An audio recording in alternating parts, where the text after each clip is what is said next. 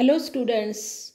Today we will discuss the last part of the lesson on saying please.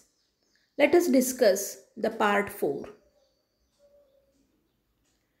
Now after meeting that bus conductor, that polite bus conductor, the writer observed him very carefully.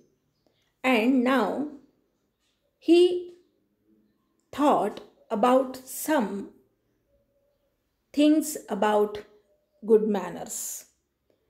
So he says, what struck me, means surprised me particularly, was the ease with which he got through his work. So he was doing his work very easily.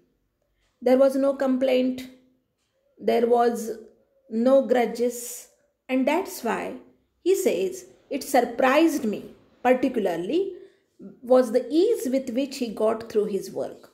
ज्या सहजतेने तो काम करत होता त्याच्यामुळे रायटरला अतिशय आश्चर्य वाटलेलं आहे. If bad manners are infectious so also are good manners. जर वाईट जे वर्तन आहे त्याच्यामुळे आजूबाजूला जर वाईट अशी परिस्थिती निर्माण होत असेल, संसर्गजन्य असेल, तर गुड मॅनर्स हे सुद्धा कंटॅनिजियस आहेत की ज्याच्यामुळे सगळीकडे आनंदी वातावरण पसरतं. इन्फेक्शियस म्हणजे इन्फेक्ट करणारं, संसर्ग करणारं. If we encounter incivility most of us are apt to become uncivil. If we face, encounter means here face or meet, incivility. Incivility means bad manners. Most of us are apt to become uncivil. त्यामुळे आपण सर्वजणच आपल्याला आलेल्या अनुभवावरून आपण दुसऱ्याशी वागत असतो.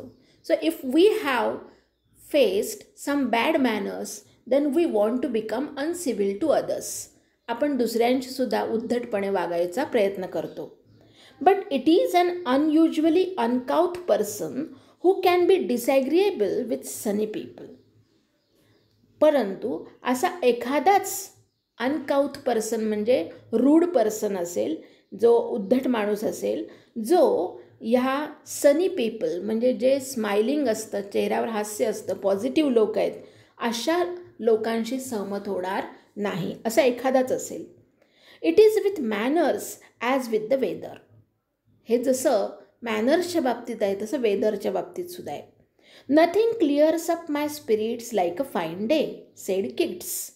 Kits was a very famous romantic poet in Britain. So nothing clears up my spirits like a fine day, he says. म्हणजे जो फाईन डे असेल त्याच्यामुळे माझं स्पिरिट, माझ्यातलं चैतन्य हे नेहमी अतिशय उल्हसित होतं किंवा उत्साहित असतं. आणि त्यामुळे एखादा चांगला दिवस उगवला की त्याच्यासारखं दुसरं भाग्य नाही, असं किट्सचं म्हणणं आहे. And a cheerful person descends on even the gloomiest of us with something of the benediction of a fine day. आणि त्यामुळे या कंडक्टरसारखा चिअरफुल पर्सन असेल, स्माइलिंग पर्सन असेल, he descends on, he comes down on even the gloomiest of us. अतिशय gloomiest म्हणजे उदास असा डल माणूस असेल आपल्यापैकी, त्यांच्यावर सुद्धा तो benediction of a fine day, म्हणजे benediction means God's blessings, he descends benediction of a fine day. He brings down the benediction means blessings of God as a fine day. अतिशय सुंदर असा दिवस अशा लोकांमुळे उगवत असतो किंवा लोकांच्या स्मरणात राहत असतो.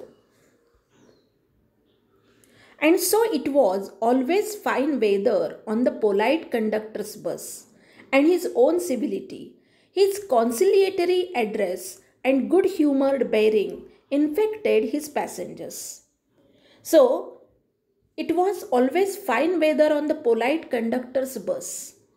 So wherever this bus was, where this polite conductor was, so there was fine weather.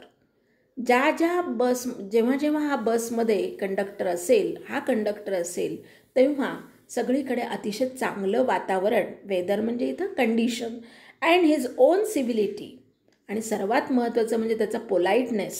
सिव्हिलिटी means politeness. His conciliatory address, आणि दुसऱ्यांचं काउन्सिलिंग करणारं किंवा दुसऱ्यांना सॅटिस्फॅक्शन देणारं, समाधान देणारं असं त्याचं बोलणं. Address means your speech. And good humoured bearing, आणि सर्वात म्हणजे अतिशय दुसऱ्यांना हास्य विनोद करत सहजतेने तो जो बोलायचा आणि वागायचा. Infected his passengers, so even they infected his passengers, सर्व प्रवासी जे असायचे त्या बसमधले त्या सर्वांवर त्याचा परिणाम व्हायचा. In lightening their spirits he lightened his own task, आणि असं करत असताना तो एक काम त्याचं महत्त्वाचं होत होतं, ते म्हणजे दुसऱ्यांचं मन हलकं करत असताना, दुसऱ्यांना तो अतिशय चांगलं वागवत असताना त्याचं कामसुद्धा त्यामुळे हलकं होत होतं. कारण आपोआपच पॅसेंजर्स त्याला चांगल्या प्रकारे प्रतिसाद देत असतील. His Getty means happiness was not a wasteful luxury, त्यामुळे त्याचा हा हॅपीनेस, त्याचा जो आनंद आहे तो काही वेस्ट जात नव्हता, व्यर्थ जात नव्हता, बट अ साऊंड इन्व्हेस्टमेंट. पण जणू काही तो, आपण जसं एखादी गोष्ट आपल्याला मिळवायची असेल तर भांडवल खर्च करतो किंवा काही खर्च करतो, इन्व्हेस्ट करतो, गुंतवतो, तशा प्रकारे त्याची ही गुंतवणूक होती. कारण त्याचं रोजचं जीवन हे लोकांशी संबंधित असल्यामुळे लोक भरपूर त्याला भेटत असतील वेगवेगळ्या प्रकारचे, आणि अशा वेळेला त्याचं काम त्याच्या ह्या स्माईलमुळे, त्याच्या ह्या पोलाइटनेसमुळे सहज होत असे आणि त्याला त्याचा त्रास होत नसे. So in this way, Wien you treat others in a very well manner, then you get the same response from others, and that's why your work is also done easily. हे महत्त्वाचं आहे की आपण दुसऱ्यांना जेव्हा चांगलं वागवतो तेव्हा आपोआपच दुसरे आपल्याला चांगलं वागवतात आणि आपलं काम देखील हलकं त्यामुळे होऊ शकतं. I have missed him from my bus route of late, but I hope that only means that he has carried his sunshine on to another road.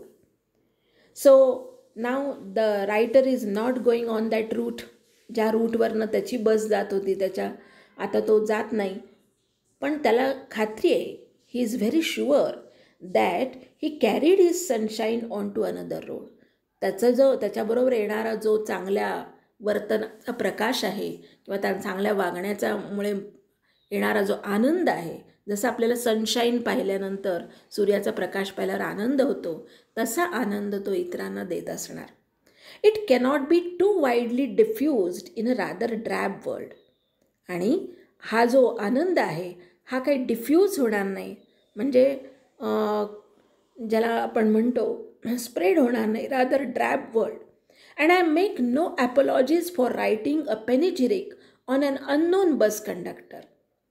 आणि त्याला असं वाटतं की एका अननोन बस कंडक्टरवर, एका अपरिचित अशा बस कंडक्टरवर त्यांनी हा जो लेख लिहिला आहे, पेनिजिरिक म्हणजे इथं article, that is on an unknown bus conductor, त्याच्याबद्दल त्याला अजिबात ॲपॉलॉजी म्हणजे सॉरी वाटत नाही आहे किंवा त्याला खेद होत नाही आहे. उलट त्याला आनंद होतो आहे की एका सामान्य बस कंडक्टरवर आपण एक लेख लिहित आहोत.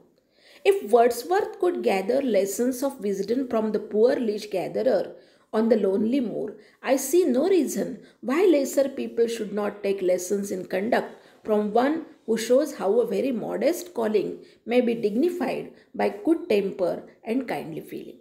इथं वर्ड्सवर्थचा दाखला, he has given example of Wordsworth. Wordsworth was another great poet from England.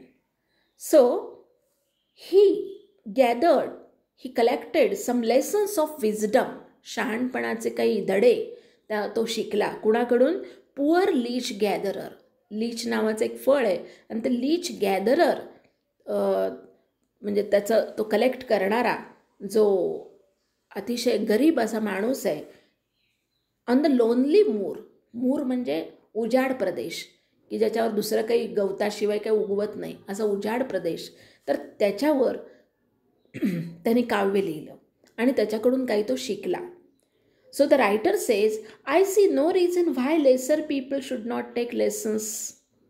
मग माझ्यासारखा जो वर्ड्सवर्थपेक्षा कमी गुणवत्तेचा माणूस आहे, त्यांनी या कंडक्टरकडून काही शिकू नये.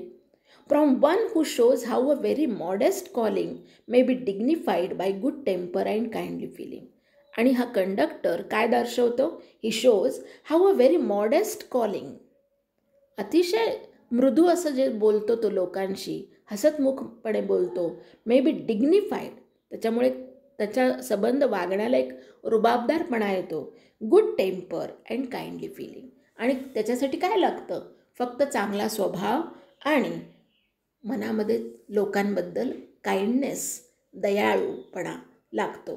तर हा जो कंडक्टर आहे तो हे सर्व काही दर्शवतो. ह्याच्याकडून शिकण्यासारखं खूप आहे. We can take lessons from this conductor also. It is a matter of general agreement that the war has had a chilling effect upon those little everyday civilities of behavior that sweeten the general air.